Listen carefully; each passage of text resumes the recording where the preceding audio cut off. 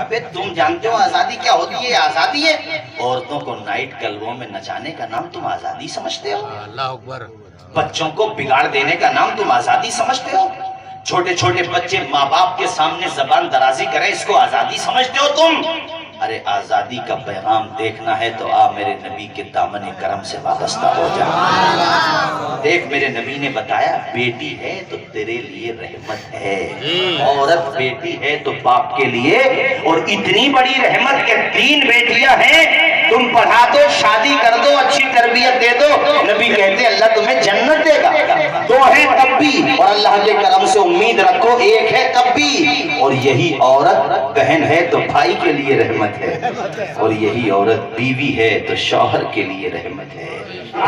اور کاتب تقدیر سے گویا کہ اعلان ہو رہا تھا ابو سلمہ تو قدم بڑھاتے جا، وہ وقت بھی آئے گا جب تیری بیوی بھی تیرے ساتھ آئے گی اور تیرا بچہ بھی تیرے ساتھ۔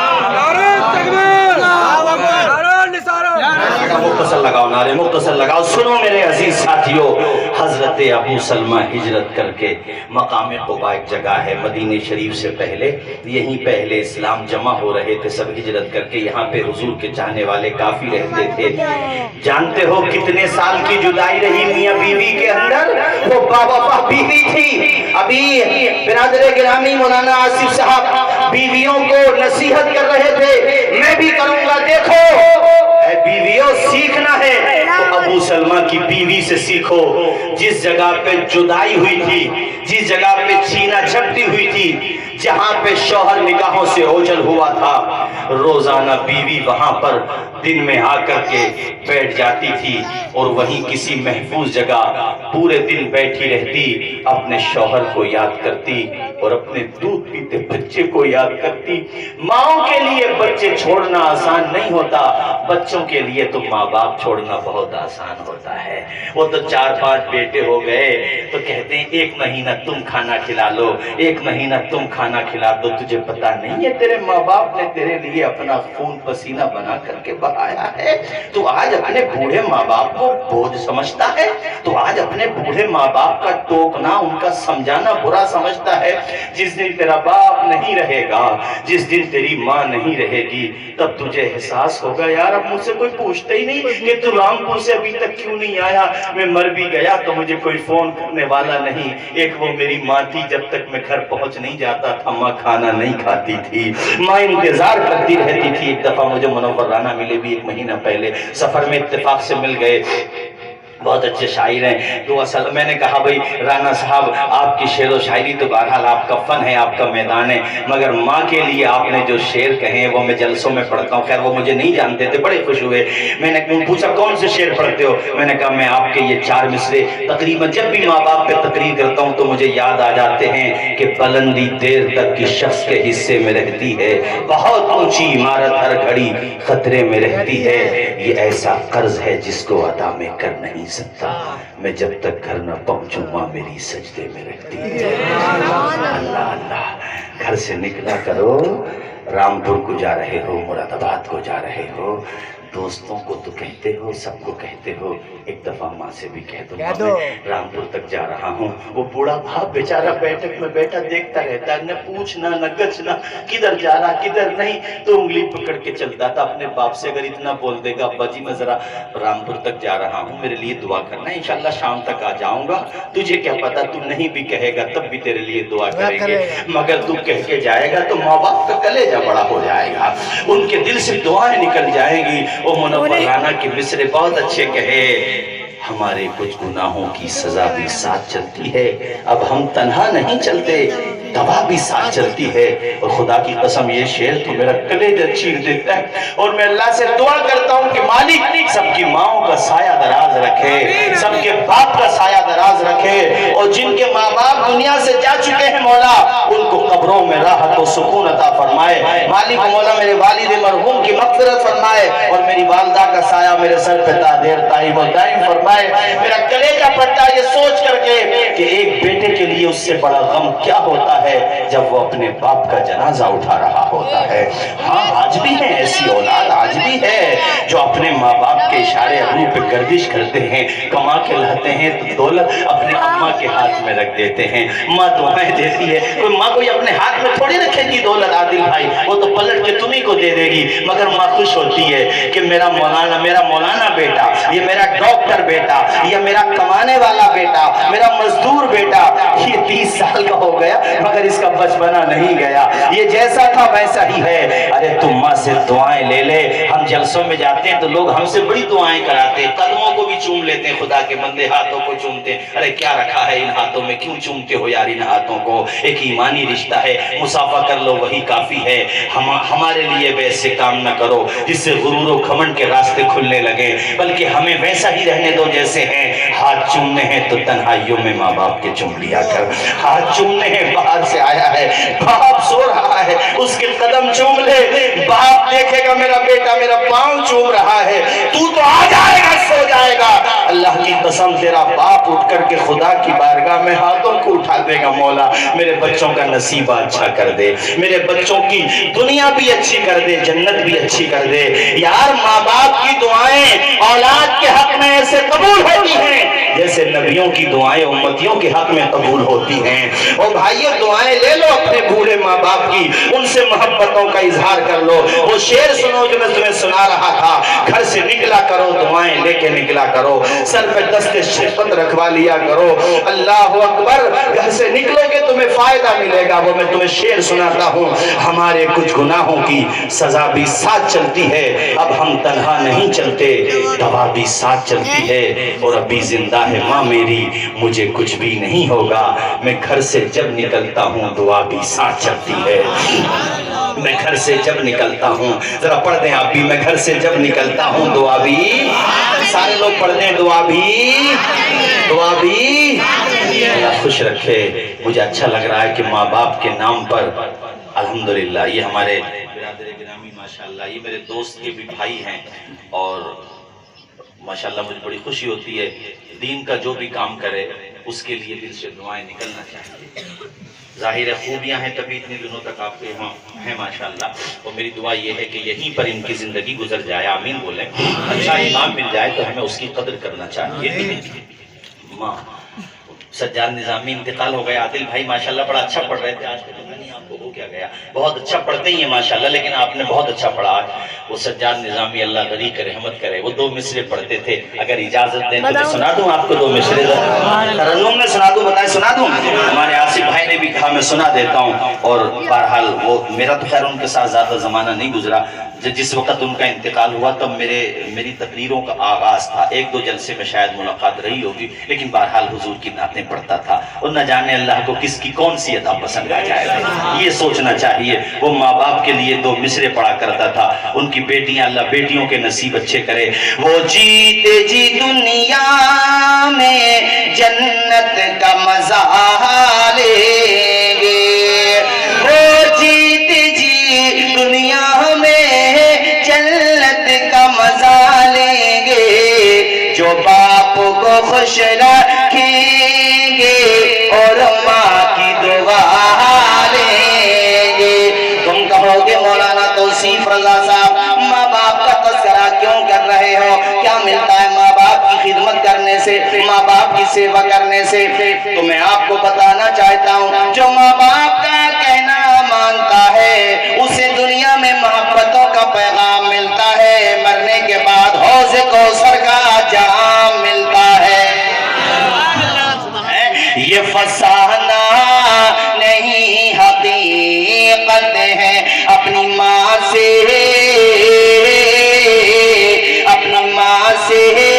جسے محبت ہے، غارے سے پیر تو کیوں نہیں کہتا، غارے سے پیر تو کیوں نہیں کہتا، ماں کے قدموں کے نیچے جنت ہے۔ سبحان اللہ سبحان اللہ۔ اور دیکھو یہ من بنا رہے ہو نا کہ انشاءاللہ اپنے ماں باپ کی خدمت کریں گے؟ بنا نوجوانوں تم سے بھی کہہ رہا ہوں اپنے ماں باپ سے کوئی بات ڈانٹ دیتے ہیں، ماں باپ تو ماں باپ ہیں، کما بھی تو رہے۔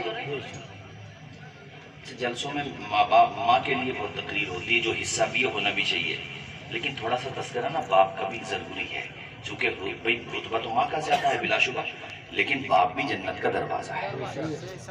بات کیا ہے کہ وہ ماں جو ہے صنف نازک ہے اور ماں کے اندر جذبات زیادہ ہوتے ہیں، محبت کا تلا، تو ماں بے تکلف ہو جاتی ہے بچوں سے۔ باپ کیا ہے اپنا بھرم بناتا ہے، وہ یہ سوچتا ہے میں بے تکلف ہو گیا تو کہیں میرا بیٹا بگڑ نہ جائے۔ واہ کیا بات ہے، سبحان اللہ۔ اور باقی محبت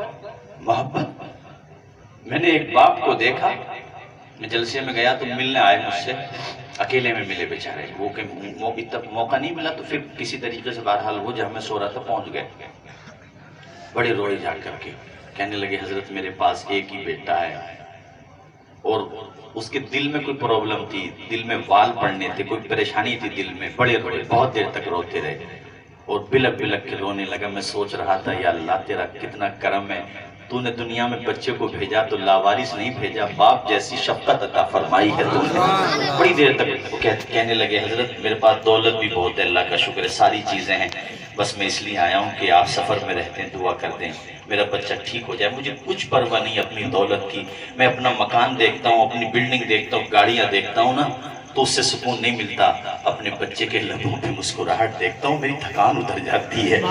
ایسا پیار ہوتا ہے باپ کو بھی، یہ نہ سوچیں آپ لوگ کہ جلسوں میں ذکر نہیں ہوتا ہے تو باپ کا رتبہ نہیں ہوتا، بہت محبت ہوتی ہے باپ کو بھی محبت ہوتی ہے۔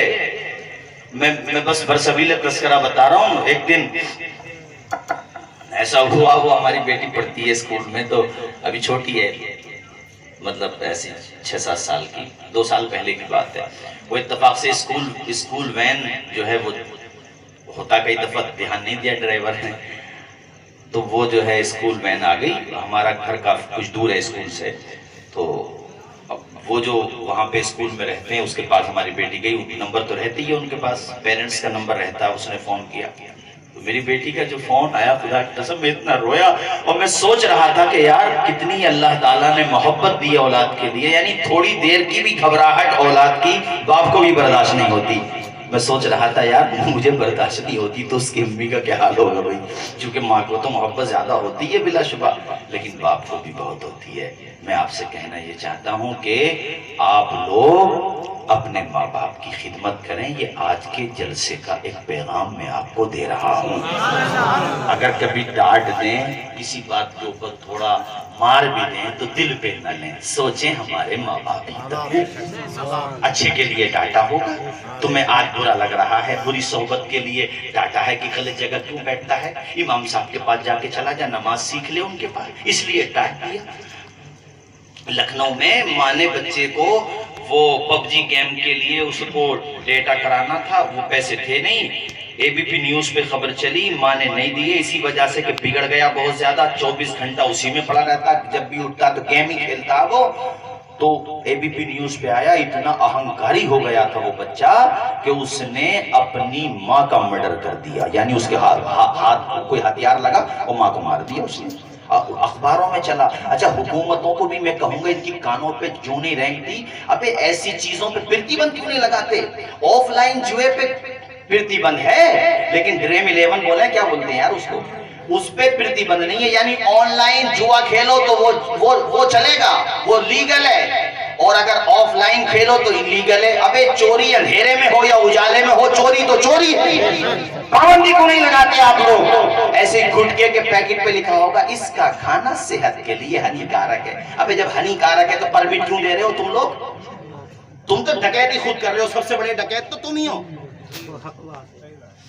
شراب کی دکانوں پہ لیگل اعتبار سے شراب کی دکانیں کھولی نہیں جا سکتی، یہ جو روڈوں پہ نظر آتی ہیں آپ کو انلیگل ہے سب یہ، مگر پیسہ کما رہی گورنمنٹ، کیا یا تماشا ہے، لوگوں کی سواستھ کے ساتھ کھلواڑ ہو رہا ہے، صحتیں خراب ہو گئی۔ ایسے ہی پب جی گیم کے بارے میں بتاتے ہیں لوگ کہ اس پہ لکھا ہوا ہوتا ہے اس کی کرپیا کر کے اس کی عادت نہ ڈالیں، لت پڑنے پر آپ کو نقصان پہنچ سکتا ہے۔ ان گدھوں سے کوئی یہ پوچھے ابے تم ہاتھ میں ماچس کی تلی دے رہے ہو اور کہہ رہے ہو کہ جلانا مت ورنہ نقصان ہو سکتا ہے، ابے نقصان تو ہو گئی جب جلانا تھا وہ۔ اور ہمارے علماء اگر اس کے خلاف بول دیں یہ تو آزادی کے خلاف ہے، ان مرغی والوں سے کوئی یہ پوچھے ابے تم جانتے ہو آزادی کیا ہوتی ہے؟ آزادی ہے عورتوں کو نائٹ کلبوں میں نچانے کا نام تم آزادی سمجھتے ہو؟ اللہ اکبر۔ بچوں کو بگاڑ دینے کا نام تم آزادی سمجھتے ہو؟ چھوٹے چھوٹے بچے ماں باپ کے سامنے زبان درازی کریں اس کو آزادی سمجھتے ہو تم؟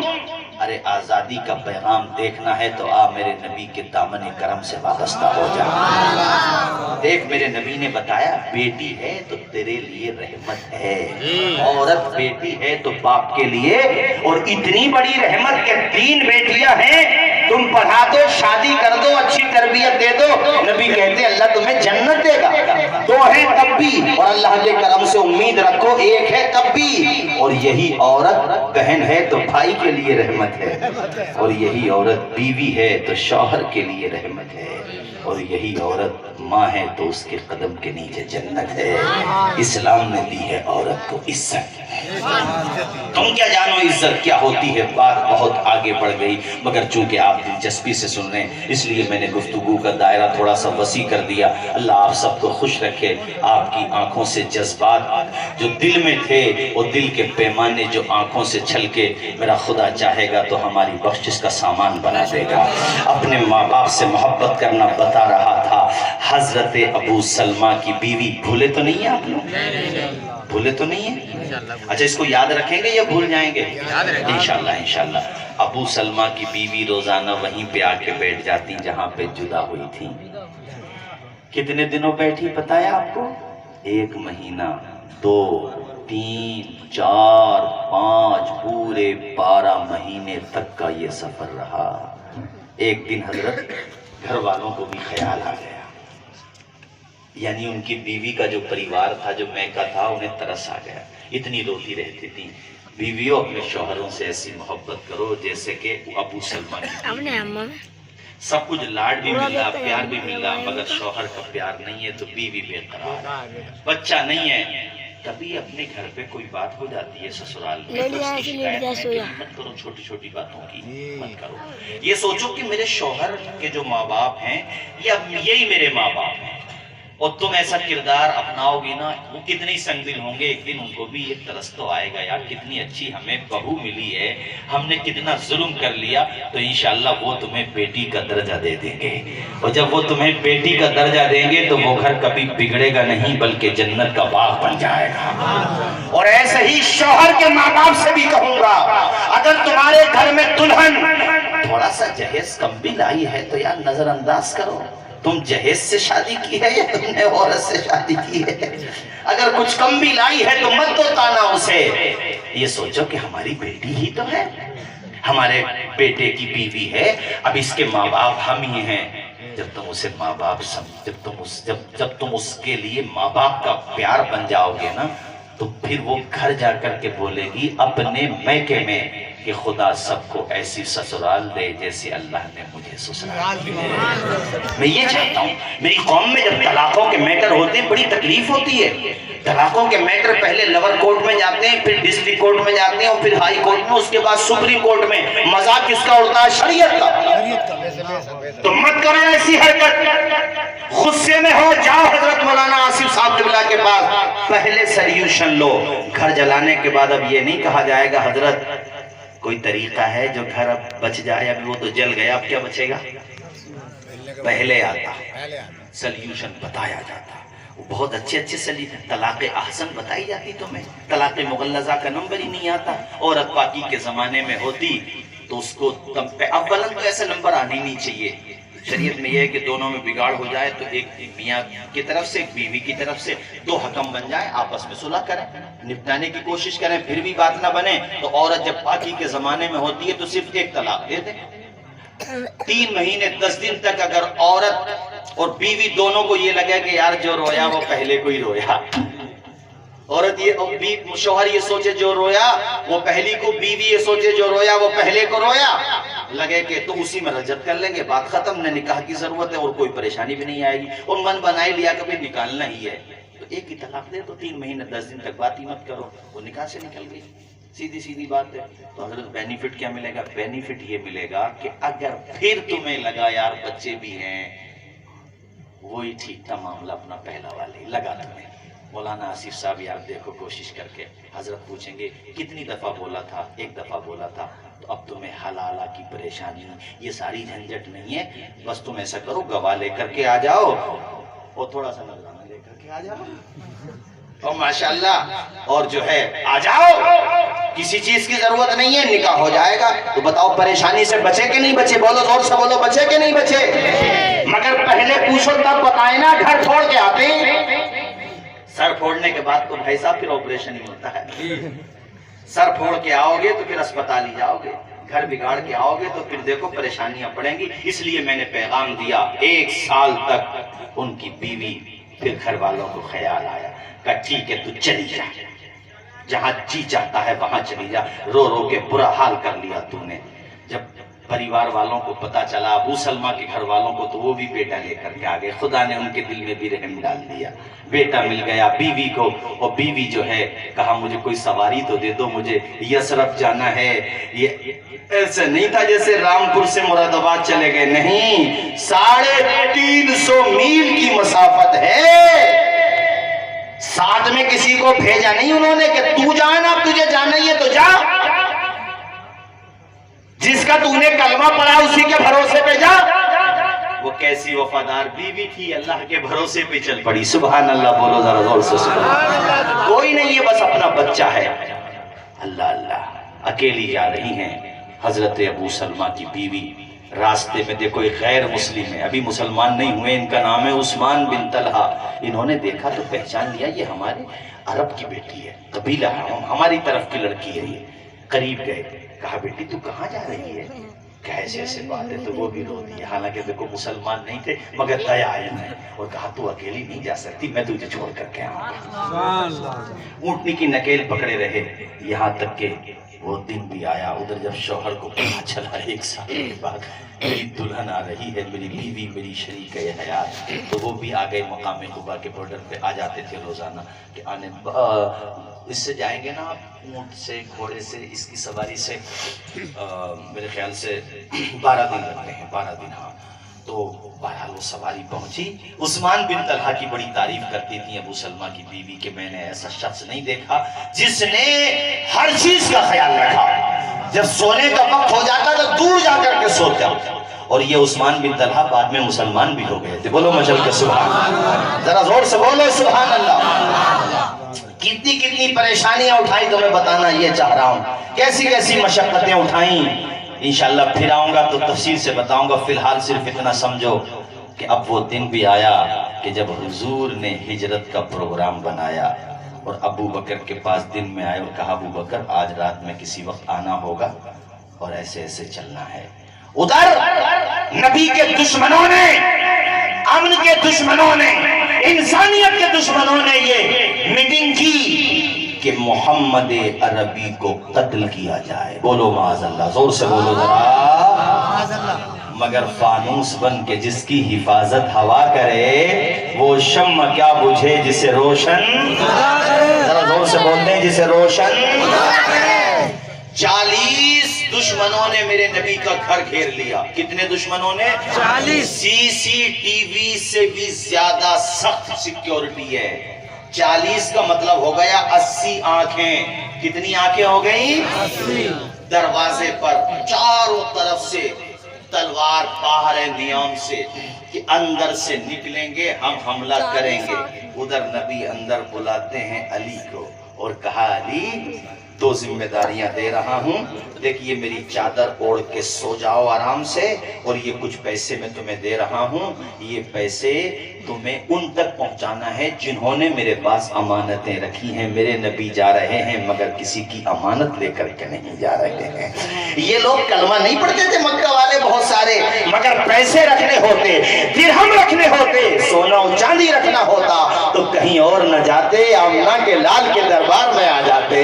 यार मैं तुम्हें ये चाहता हूं कि तुम भी अपना किरदार इतना अच्छा बना लो कि खैर मुस्लिम भी हो तो वो ये कहे, कुछ भी कहो भाई मुसलमान झूठा नहीं होता। کچھ بھی کہو بھائی مسلمان امانت میں خیانت نہیں کرتا، کچھ بھی کہو بھائی مسلمان زبان کا پکا ہوتا ہے۔ آج تمہاری زبان کا کوئی بھروسہ نہ رہا، آج ہمارے معاشرے میں جھوٹ پھیل گیا، غیبت پھیل گئی، اس لیے لوگ یہ سمجھتے ہیں کہ یہ جو کر رہے ہیں یہی اسلام ہوگا۔ اپنے کردار سے اسلام کی بدنامی نہ کراؤ، حضرت تشریف لے آئے، بلکہ اسلام کی تعریف کا کام کرو۔ نعرہ تکبیر، نعرہ رسالت۔